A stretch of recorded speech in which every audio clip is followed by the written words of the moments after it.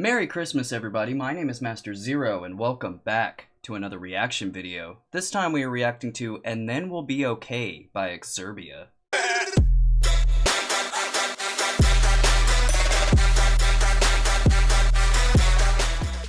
Alright, so I do apologize. I am so sorry. I was not prepared for this video, but I wanted to give credit where credit is due for whoever gave me the suggestion. I just wrote And Then It'll Be Okay exurb1a. I didn't write your name, which I usually do. I honestly don't know why I didn't, but I do apologize. I am so sorry. I will put your name in the description down below when I do figure it out who did the suggestion, but apparently it was important because it was on the top need-to-do list. So I know exurb1a did Unlimited Rice Pudding, which was a total mind trip, and I really enjoyed that one because it had to do with space and time travel and all that stuff. So I have no idea what this one's about. I'm assuming something bad happens, but we'll be okay afterwards. I have no idea. So without any further ado, here is And Then We'll Be Okay.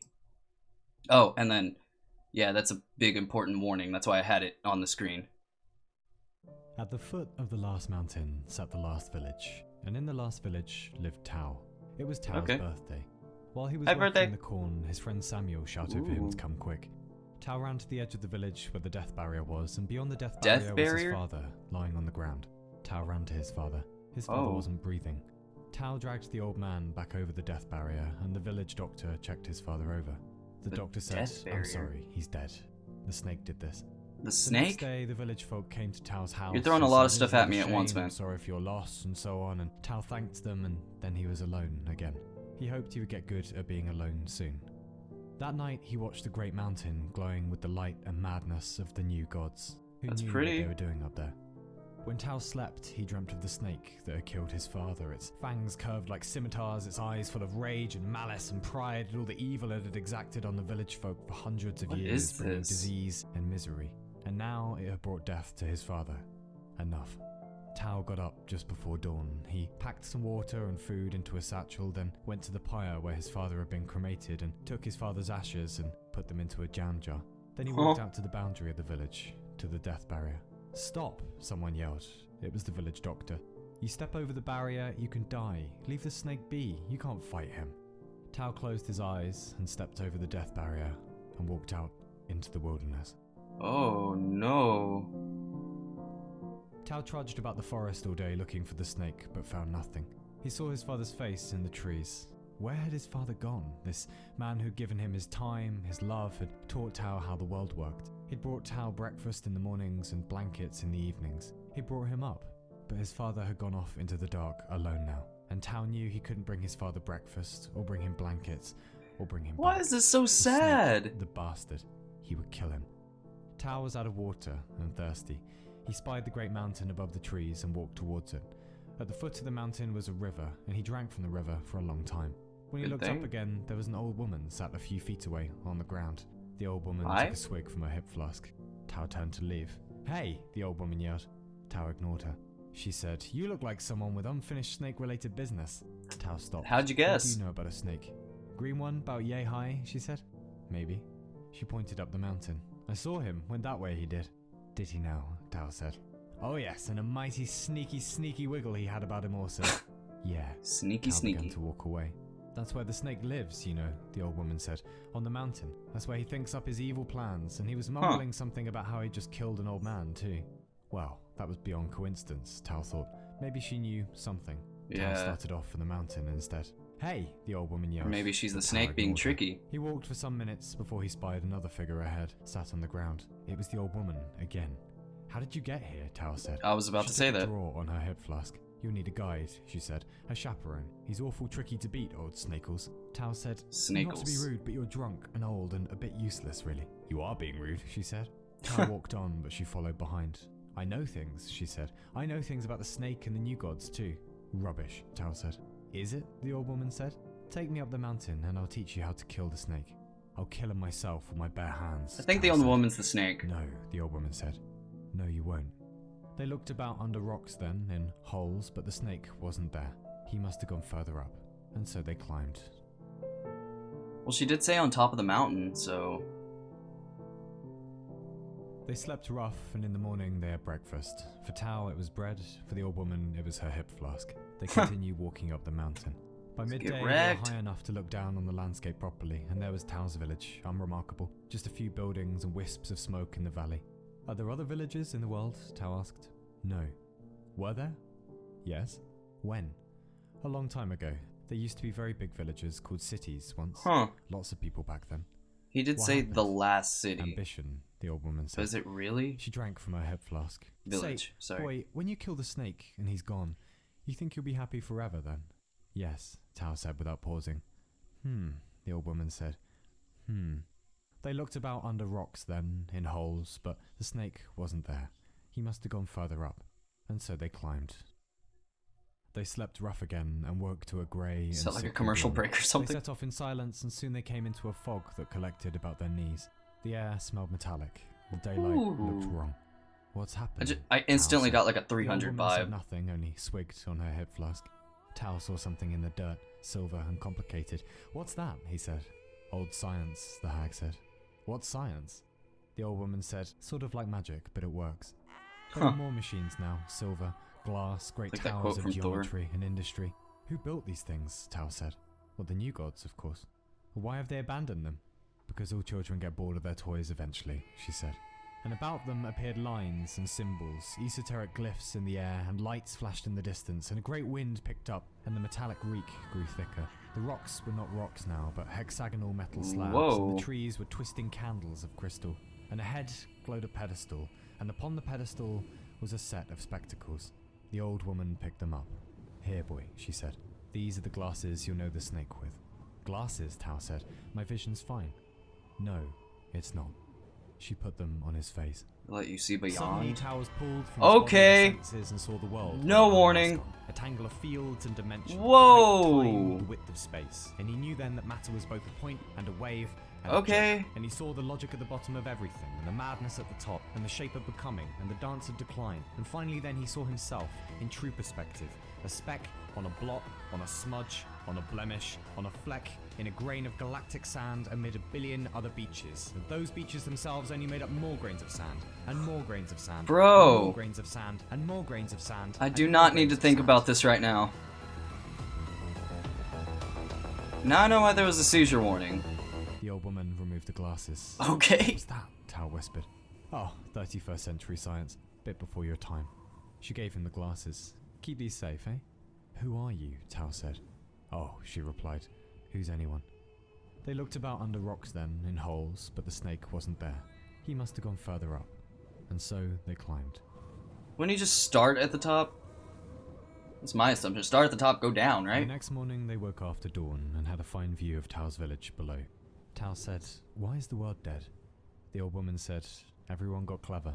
Now they're gone. Where are they gone? Got Tao said, clever. and pointed to the sky. There? She shrugged. Come on, time's getting on.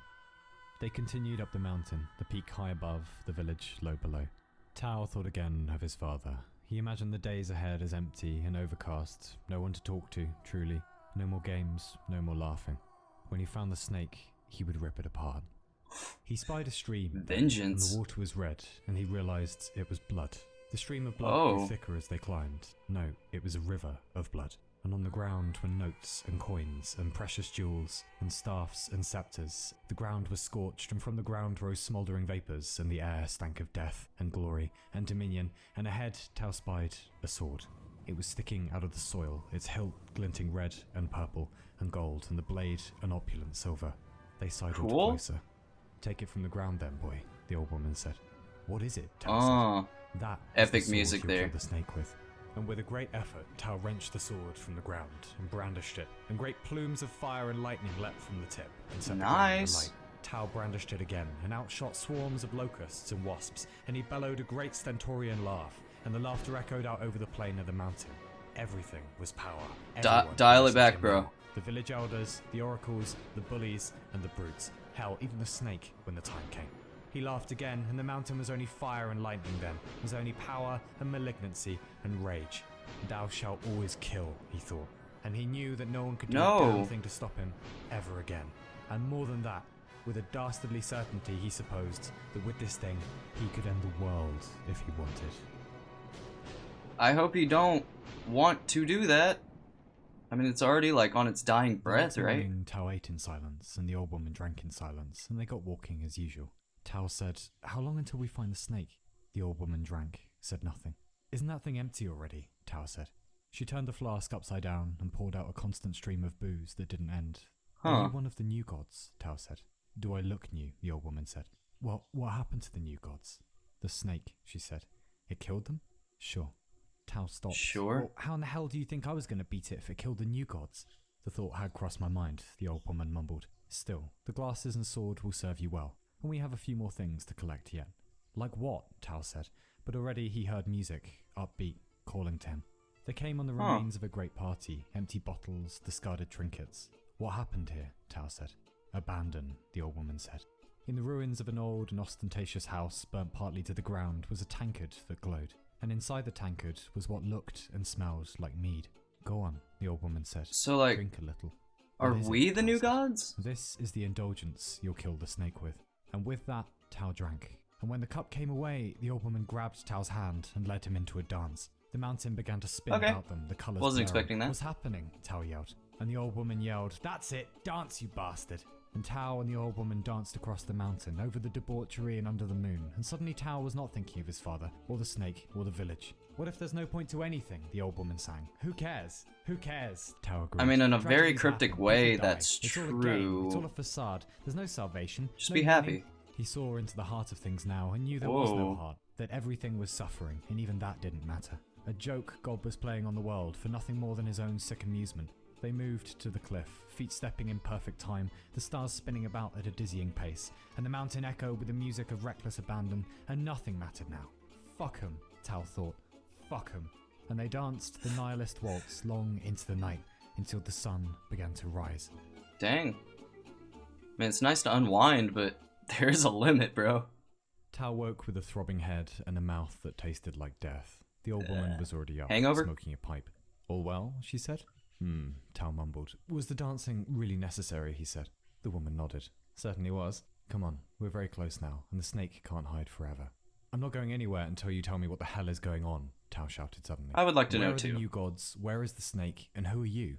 "Yeah, whatever. Come on then." Still think She she's set the off snake. walking, but Tao didn't move. She paused, rolled her eyes. All right, she muttered. "What's the year?" 326, Tao said. Whoa. "By your calendar, yes. By mine, it's the 98th century. Your ancestors did some wonderful things, became very powerful and wise, alright? Those objects, the glasses, the sword, the tankard, these are the things they left behind. Relics." "Relics of what?" "I'll show you." "No," Tao yelled. "No more games." The old woman snapped then. "Look," she said, "you're only doing all of this because you think you killed your father. He asked you what you wanted for your birthday, and you said a meteorite, so he went out beyond the death barrier to find you one. And that's how he ended up dead. So don't take all this out on me." Tao was silent a while, then said quietly, "How do you know that?"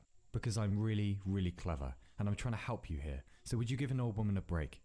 Tao thought about this and collected his things. Why do you want a meteorite? They walked on in silence. Kind of just gonna brush The past village that? was almost invisible below, and the mountain peak was very close. They turned a corner and came upon a picture of a king, then a queen, then more, the portraits regal and proud, with faces that spoke of legacy and divine right. They pushed on, and now the portraits were of scenes Tao didn't recognize, of battles and rulers and machines and great structures that kissed the skyline. Episodes from his species' history that he'd never even heard of, 300. let alone considered. Millions dead and gone, whole nation-states turned to dust. The great human project forgotten, as though a dream upon But waking. what happened? Testament to a time when billions existed on a fragile marble among the ink dark of space, holding out against a hostile cosmos and yet worse threats that lurked within themselves. And somehow, for a long time, against all odds and sense, they did hold out, bettering themselves slowly as a toddler attempts to climb a set of steps. Then, for That's a some good reason, analogy. evolving again. The great sleep, the great forgetting. Sent to bed with no supper. Then decline, then savagery, then dust. And ahead, Tao spied, was a pair of armoured boots. "There," the old woman said. "For as long as you wear those, you'll never die. You can live into your thousands if you like. Okay. This is the armour you'll defend yourself with from the snake." Like the spear on They Assassin's fit Creed perfectly. Odyssey. "And one more thing," the old woman said. She took from her shawl a necklace, and on the necklace was a locket, and in the locket was a picture of Tao's father. She put the necklace over his head. "To remember," she said. This is the story you'll kill the snake with. He felt finally ready to do battle since he'd begun his adventure up the mountain. He knew it would only be a short walk now. I mean, she can't be like his mom or nothing. Yards away. It was only a small plateau, and the wind was high here, and it was raining. And there sat the snake, its back turned to Tao, staring off into the dead wilderness below. He's even got a little bullseye there. Do as you will. With the glasses of the new gods on his face, he saw the snake in its essence. Its black heart, its cunning mind, its contempt for the last remaining humans. Tao approached silently, a big snake in his temples, his eyes wide, his hand clutching the locket of his father. And he thought of his father then, thought of the man dead, thought of the futility of death, and he closed his eyes and screamed. Do it! Brought the sword down with such power that it struck a grating chord out into the rain and rang all the way back to the mountain's base. He opened his eyes. The snake was gone. Tao turned around to the old woman. Where did he go? Did you see him? No, said the old woman. I didn't see him because he doesn't exist. The rain was getting heavier. Tao stood silently in his armor. The old woman said, Did you really think there was some evil snake on a mountain bringing death and misery into the village? Did you really think the world was so simple that only one thing is responsible for all the bad days? Dang. God, what is it with you lot? You have everything, you know that? And you spit on it, like living in some enormous mansion, and one day you find a chipped brick, so you burn the whole damn house down. You've got everything down there. I gave you everything. Endless food, endless life, and you're still miserable. Shit, do you know how difficult it is playing deity? I'd give anything just to give up knowing everything. What? And on the skyline appeared shimmering and translucent buildings, high technology and science. They got everything they wanted, your ancestors, the old woman said, and they still weren't happy. The snake was still there. Misery, chaos, and death. They tried sending it away with perfect knowledge. They tried killing it with ultimate power. They tried forgetting it with abandon. They tried living longer. They tried clinging to each other. The spectacles, sword, tankard, armor, and necklace. They looked about under rocks then, in holes, but the snake wasn't there. He must have gone further up. And so they climbed and climbed and climbed. And oh, got them goosebumps. goosebumps. In the universe, and they were still miserable. So the new gods are all gone now. All except me. And your species is gone too now. All except your village, the old mode of living. I keep you lot around because it's a nice souvenir to how we were once. I'm sorry your father is gone. I'm sorry you'll never see him again. But there's a whole village down there of people who love you. And here you are screaming at the wind on a fucking mountain. Bad things happen, and the reasons for them are complicated. There is no snake, no witch, no evil genius. And there'll never come a time when everything lasts forever and nothing hurts ever again. But the strength is in taking a good look into the abyss, into the eyes of the snake, and then choosing to still be a good human, even in the face of great uncertainty and malice, and that day when everything will be gone forever. It's not gone yet. It won't be for ages. Don't waste your time on snakes and windmills. Say goodbye. She took the jam jar out of Tao's satchel and gave it to him. She put her arm around his shoulder. Slowly, Tao opened the jar, and the wind took the ashes of his father and flung them out over the mountain. And in the last light of dusk, my heart, like a million tiny meteorites, all done with being cosmic and bound for the everyday ground.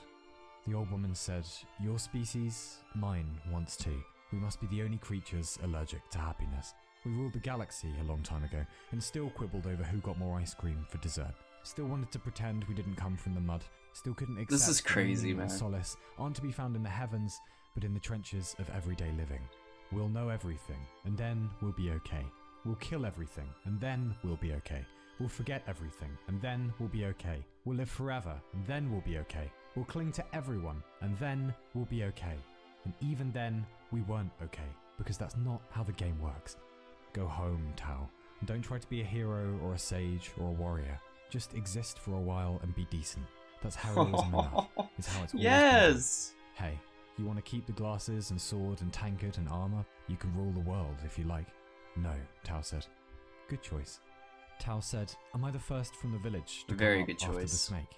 Boy, the old woman said, Everyone from the village came up, one by one.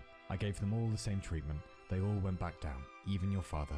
God, he asked a lot of stupid metaphysical questions. I can see where you get it. You're the last one to come up here. So go home, be human. The universe doesn't give a shit about you. Your village, your family, me, we do. Remember your dad. Love him Oh, always. man. God knows he loved you. And come up here anytime you like, and we'll hang out and remember him together. Tao took off the glasses and the armor and the tankard and laid the sword down on the ground. "Can I keep the necklace?" he said. "Of course," she said. "And the memories, they will always be yours too." The curtain of ashes was gone now. The sky was clear and fine. He set off back down the last mountain, bound for the last village. It would not be a difficult walk, and even if it were, he thought, he would not mind so much now. It would give him time to remember.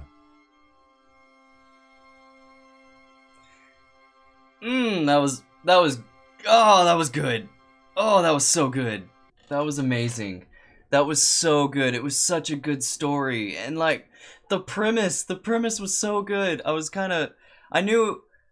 Coming into this video, I didn't think that it would like tie into Christmas whatsoever. And I know this is kind of a stretch, but it kind of did in a way. Like, be grateful for what you have. Like, so many people, especially like around this time during the holidays and stuff, so many people are so ungrateful for what they have. They just keep wanting more and more. I mean, like, me included. Like, I'm the exact same way. Like, I don't know a single person that is satisfied with what they have. Like, I'm trying.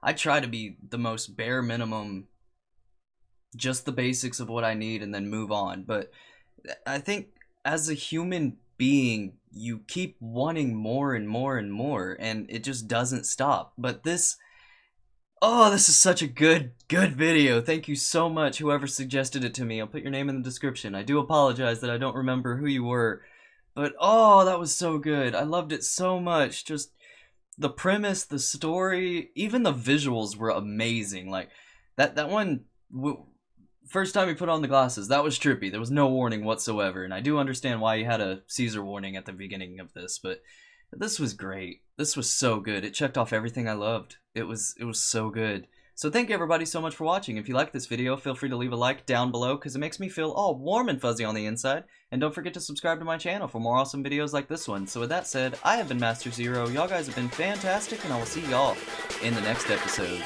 Later days.